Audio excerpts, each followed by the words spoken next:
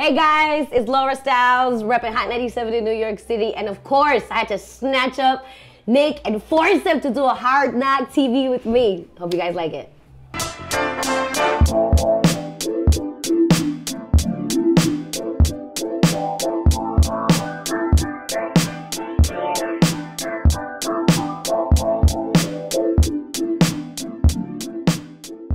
I've actually been thinking a lot about this in the last year, about the lack of Latinos in hip hop. Yeah. Like, reggaeton is its thing. Yeah. I mean, there's a new wave of reggaeton. Right, it's successful. It's worldwide. It's huge. Yeah. But when I think about like growing up, and I think about like listening to the Wake Up Show and hearing a Pun, a Fat Joe, the Mexicans, Lighter Shade of Brown, Cypress Hill, Kid Frosty, Kid Frost, like on a mainstream level, I felt like Latinos had a place in hip hop, and in terms of like, and they always have. They've always had it throughout history. They've always had a place in hip hop. But as far as like rappers, I'm looking now and I'm like, what Latino rappers have really popped off in the last 10 years on a mainstream hip hop conversation? Because you could talk about like there's certain niches and around the world, but as far as like what would get played on Hot 97 or would get played on radio hip hop radio stations, because there's a reggaeton radio station. Yep. But as far as like, I was thinking about it, I was like, I can't really think of too many. I mean, people always like Pitbull. I'm like, that's like 20 years ago. Like, who has come out in the last 10 years who's Latino, who's really in hip hop? And I was having a hard time finding names. And then I started asking all my friends, like, why do you think that is? It's a hard conversation. It's a hard conversation. Because right now, look, I look at a legend like Fat Joe, right? Fat Joe has been through Flow Joe to all the way up. Like, I mean, this man is still delivering hits now, something that a lot of people do not get to do. Yep. You know, not a lot of artists know how to evolve and still use their formulas of making hits. When you think of, you know, a rapper that happens to be Latino, not a Latin rapper, because it's weird, because, you know, those things get a little weird. Its own little box. So I'm saying like breaking out the box. Like, I mean, listen, the one that I was championing, it was Bodega Bams. I love Bams. I love this voice. I love this flow. I love the whole Tam Boys movement. I thought it was really special, you know. And, you know, Bams had his moment, but, you know, after that, he kind of just faded.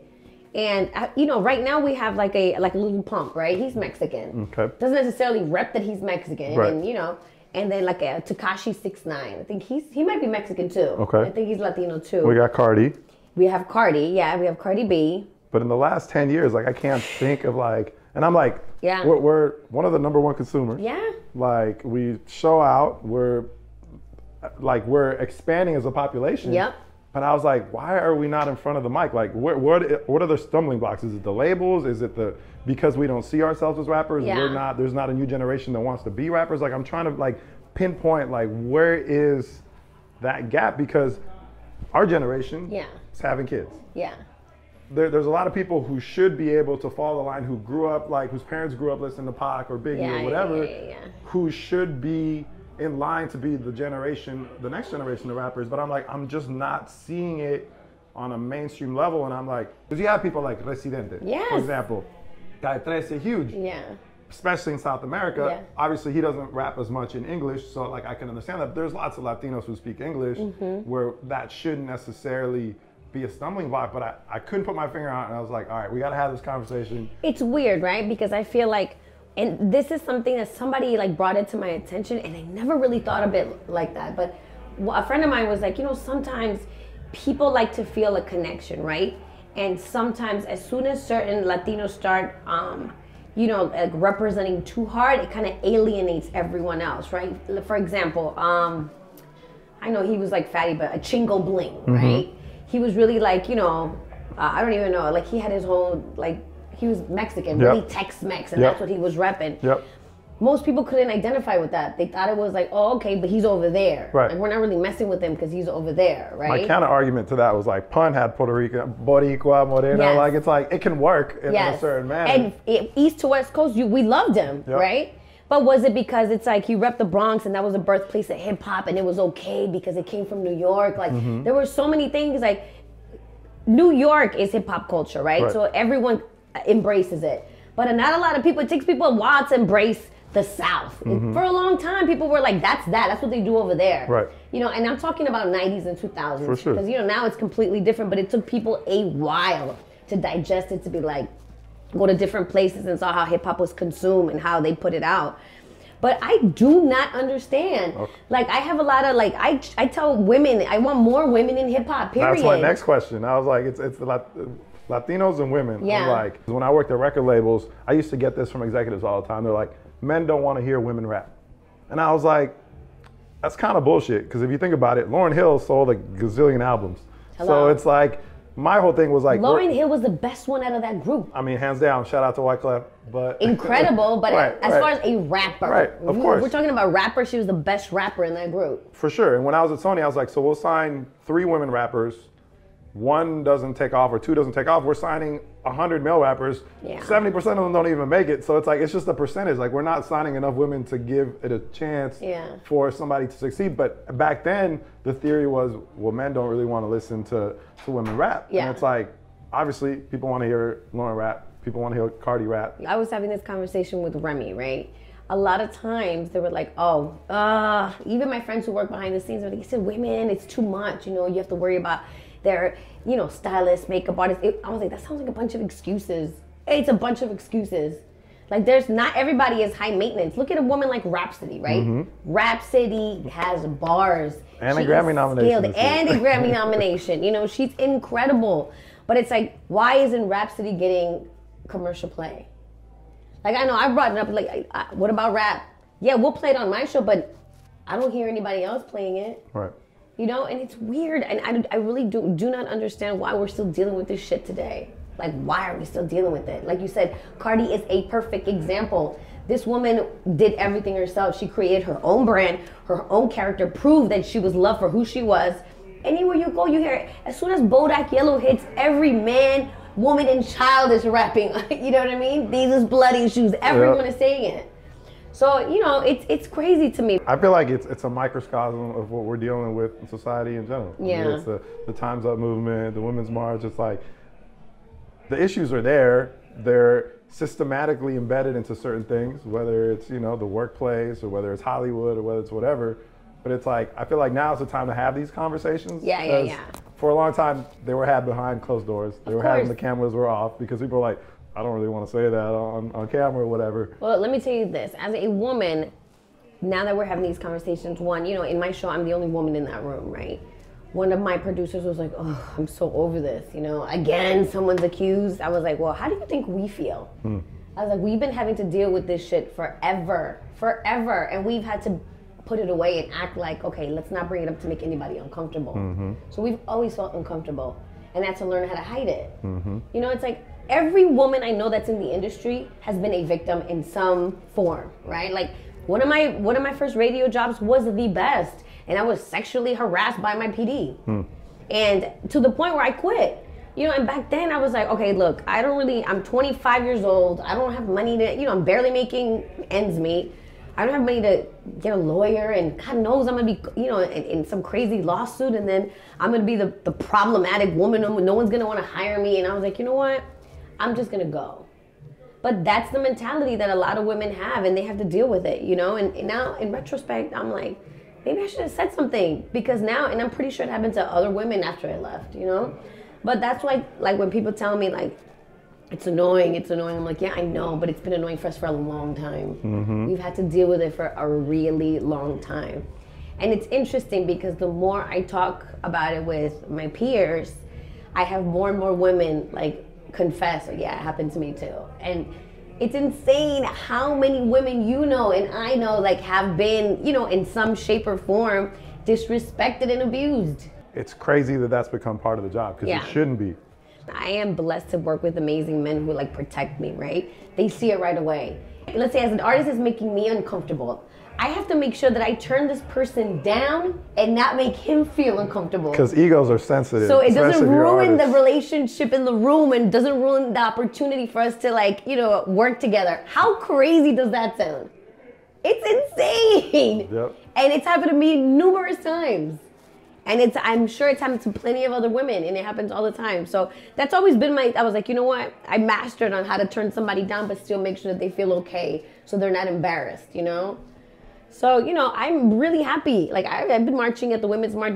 I was there, you know what I mean? And I'll continue to support it. And let me tell you, I think that the support that I see from men is it's incredible, and it makes me feel so good. And I know the women that are there because I saw fathers with their daughters. My guy friends were just there to support, because I think that's what we need. It's time to have these conversations, especially it's time for men to talk about it too. For sure. Because no one really feels it until the comparison of like, what if it was your sister, or what if it was your daughter, or what if it was your mother? Then like, oh, emotional connection.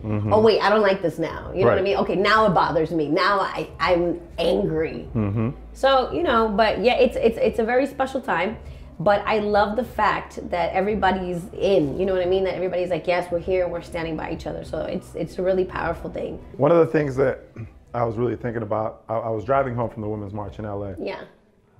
And I turned on all the radio stations, and I was like, I wonder if anyone's covering this. Like, there was over 200, 300, 400, I don't know what the actual count was. There was a lot of people in downtown LA. And I was like, feeling the energy, like seeing all the signs, like being like, okay. Like, if I turn on the radio, and I literally go through every radio station. I'm not just talking about hip hop stations, every radio station, not one person was talking about the march. And I was like, I remember when I got into radio was about hearing the voice of the community. Of course. And I was 100%. Like, this is happening in our backyard, and not one person is talking about it. And then I'm like, okay. And then I started listening to the music. I'm like, none of the music is reflective of that either. And I was like, man, like there's such a disconnect, I feel like. And I actually, before you came, we were talking to Anthony Hamilton, and I brought up Marvin Gaye as an example. Yeah. Like, What's Going On was an album dedicated to the Vietnam War, like what was going on. It was like a whole album about this is what's going on in our times, and it was like an artist really talking about that. Yeah. And I feel like with the times being so crazy in the last couple of years, I wish that the music was more reflective of these conversations, of the march. I'm trying to, like, in my head process, like, are we trying to numb? Like, there's so much madness that we're just trying to hear music that's gonna like tune us out because stuff is depressing, so we just want to hear the turn up, the like, let me release some energy. That's one part of it. That's one part of it. But what do you think are the other things preventing? But see, that's what's going to separate you from other people, because just like you said that to me, and my friends who lived in Los Angeles told me the exact same thing. You turned on my program. Listen, I talked about the Women's March the whole week up until the actual march, and made sure we covered it and recapped it when we came back. It's like I'm in a position where it's like, I decided to take a chance, and the men that work around me trust me enough. It's like, if you're passionate about this, we will support you and go ahead and talk about it. Dope. And it's like, that's what makes you different. I'm not sitting here trying to make everyone comfortable. I could sit there and be a generic jock and just talk about the regular, stuff that's happening in pop culture. Yes, I will give you some of that because it's necessary, but at the same time, we're gonna talk about what's happening. We have to. I think it's my responsibility, and I couldn't sleep at night if I didn't do that. And I think that's what makes me different. But I understand that I'm in a special position where I am in a program and working for a company that supports me doing that, though. Because I even have my colleagues who have gotten in trouble, who work, they're on my show, they work for their other network, and their other network's like, whoa, I don't know if we can have you saying that. You know what I mean? So I get it. I know what it is to have restrictions because nobody wants to alienate their audience. With me, this is who I choose to be. I don't care if I alienate an audience, and I don't care if I get attacked by Twitter trolls. You know what I mean? I don't care. I just feel like this is the message that I need to deliver when when I crack that mic. So that's important to me. And in our music, I thank God, for our Coles, you know what I mean? Our Kendricks. And Kendrick. I thank God for our Vic Mensahs, for, people who actually want to, talk that talk and be honest about what's happening in our cities, even like a G Herbo, you know what I mean? Or like kids that are talking about what's happening in Chicago, what's happening, in Florida, what's happening in LA, It's important that we tell these stories because we fell in love with it in the 90s from our, our soldiers, our pops, you know what I mean? I just feel like we all need a balance. And yes, everybody needs something to disconnect to. That's a must, right?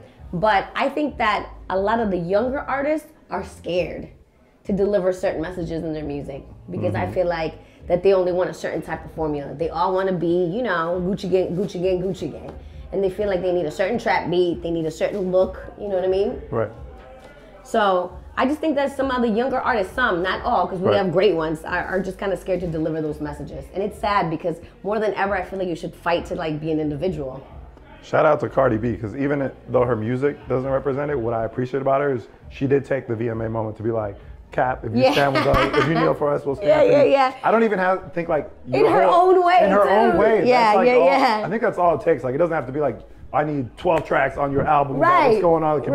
But give me something that lets me know you're paying attention. You're so right. You're so right. You don't have to have like the most lyrical, conscious album, but just you by what you do. We're in a beautiful time right now where it's like with all our social media, you can directly speak to your audience, you know, or take a special moment in your life to just say something. So I think it's super important. When I see people go up there and deliver these incredible speeches or just a hint of acknowledgement, I say it means a lot. For sure.